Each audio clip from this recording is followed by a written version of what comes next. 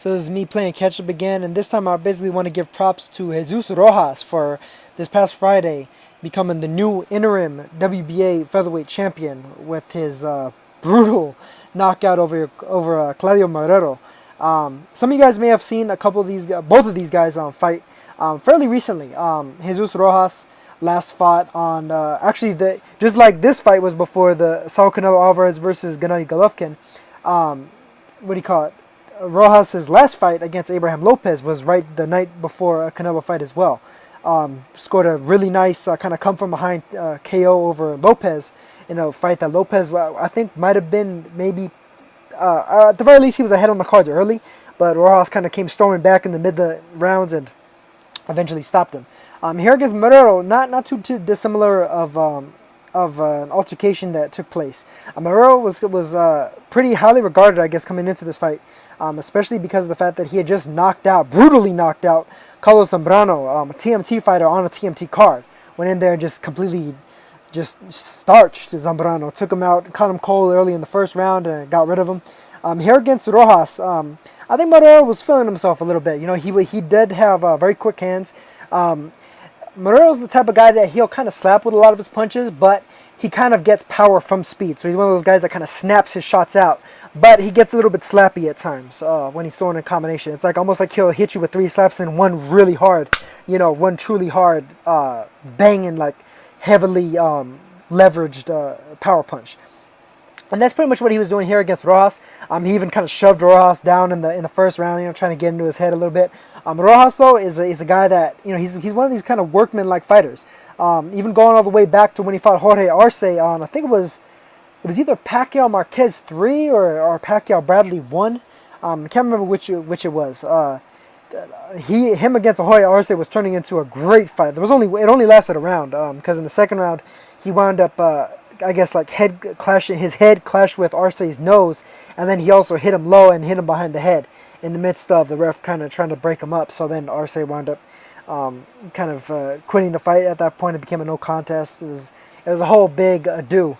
And then pretty much after that, Rojas basically got ducked by anybody and everybody that you could potentially be ducked by. It's really unfortunate because realistically speaking, I mean, Rojas probably has loomed for about the past 5 years, about the past half a decade, as one of the best super bantamweights or featherweights, 122, 126 pounders in either division. And nobody wanted to fight him. Nobody wanted any parts of the guy. He did have a fight a couple years ago with Jorge Lara. And Lara, as has been shown very well recently, is an absolute terror of the featherweight division as well, knocking out anything and everything in sight with just vicious combinations as soon as the opening bell rings. And Rojas isn't necessarily too dissimilar, albeit he's one of those guys that he kind of revs up. He kind of almost like Smoking Joe. He starts smoking and then he gets that head full of steam, and it becomes like a snowball rolling downhill once he really gets momentum, gets into his rhythm. And that's pretty much what happened here against Marrero. Marrero did have a little bit of a hand speed advantage. Was able to snap his shots off really well. Rojas tended to have a bit more success to the body than the head. Some of the head shots that he landed, like Marrero was either able to kind of take, roll, or slip. But the body shots, I think, is really what paid dividends for Rojas. Would kind of knock or push Marrero into a corner or into the ropes. Marrero would kind of linger on there. He kind of favors himself as kind of like a defensive stylist, kind of a flashy, stylistic, Mayweather-esque somewhat, Whitaker-esque somewhat type of boxer. But Rojas just kind of kept plugging away, and that body work definitely paid dividends, because by about the 5th round, Marrero really wasn't moving very much at all. He was very much getting pinned on the ropes repeatedly. He was throwing and landing some good combinations of his own, of course, but generally it seemed like they started the snap that was there a bit more so in the early rounds that would at least give Rojas a certain level of pause. Wasn't quite there anymore. Rojas was almost kind of freely just kind of pushing him backwards. Just kind of freely kind of pressing forward, pushing him backwards, cracking him to the body, cracking him to the head. Marrero did certain work to kind of try to turn Rojas in certain instances, try to turn and get Rojas on the ropes and then be able to leverage his own shots, but didn't do that particularly often. And that is actually what eventually led to the knockout in the 7th round, where Marrero kind of turned Rojas into the ropes and then Rojas landed a left hook that kind of grazed the chin of Marrero. It turns out it was kind of like a rangefinder. A right hand which landed a little bit more cleanly, and then a second left hook which just rocked Marrero's head to the side and sent him just tumbling backwards on his ass. Marrero looked completely dazed. I mean, it looked like he kind of had his wits about him. He was like smiling and like shaking his head at his corner, but his equilibrium was gone. His equilibrium was not there, because you could see him start to kind of try to get up, and the ref wound up just kind of counting him out all the way up to 10. Because he was like starting to try to get up, but it's like almost like he was frozen in place with his gloves, trying to push himself like up off of his butt. But it was a big win for Rojas. Great knockout, fantastic knockout, and funny enough, another fight that during the week of Saul Canelo Alvarez and Gennady Golovkin actually outshined that fight, which is unfortunate because it was actually a pretty good fight. But sometimes pretty good just ain't enough, man. And just like the Oguni versus Iwasa fight was a fantastic, just kind of two-way slugfest. This fight wasn't necessarily dissimilar in that regard. I mean, Marrero was there to fight.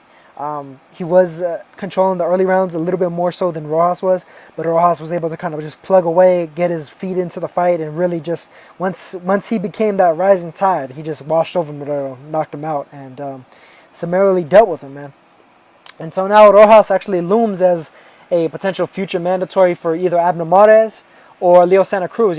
Santa Cruz and Mares, they were originally supposed to fight each other, and apparently they're fighting on the same card against separate opponents. I believe it's Mares versus Andres Gutierrez, and Santa Cruz versus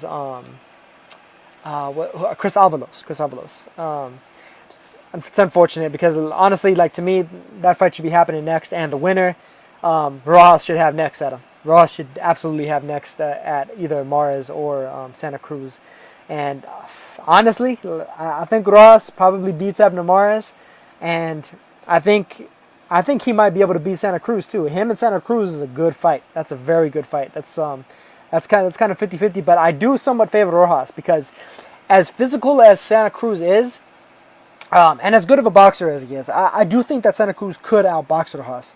I don't think that he could physically kind of fight in that more kind of toe-to-toe-esque style that he's been able to do so against the other opponents in the past. He didn't necessarily do that as much as against Frampton. He really outboxed Frampton, showed a little bit more dimension there recently. But that is the way that he would have to fight Rojas. Rojas would be the one coming forward in that fight. If Santa Cruz tries to go head up with Rojas, I think that's playing a dangerous game, because I think Rojas is stronger than Santa Cruz. And I think he hits harder too. I do think Santa Cruz might have a better chin than Rojas, though. Rojas I've seen him like slightly buzzed a couple of times, but I mean, he was fighting very big punches, the likes of, Jorge Lara. So I mean, you can't say that the guy is chinny at all. So I don't think Santa Cruz would be able to stop the guy, unless he was able to potentially do it to the body. But even Rojas he takes body shots really well as well. It's a tough fight, man. But I think that would be a fantastic fight. Honestly, either of them would be great fights. Rojas versus Mares as well, because Mares always brings it. And then even when he's kind of boxing a little bit more on the back foot, he's a very action-packed kind of high volume style, more often than not.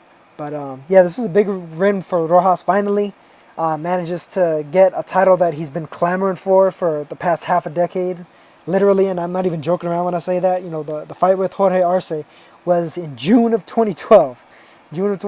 So I mean, this guy's been lying in wait, waiting for his opportunity, and damn near growing old as he waited for it. But he finally got it. Scored a knockout, and I think he's going to be hell on wheels for any featherweight to deal with. Any one of these guys to deal with when they step into the ring with him, because he's a really fucking good fighter. He's really good. I mean, for me to even be able to say that he could potentially out Santa Cruz, and Santa Cruz would have to be more of like a boxer puncher as opposed to like that kind of high volume type of fighter that he prefers to be more often than not, is saying something. This guy Rojas is a serious problem, so you guys better watch out for him, man. But that's it for this one. I will catch you guys on the next one. Peace.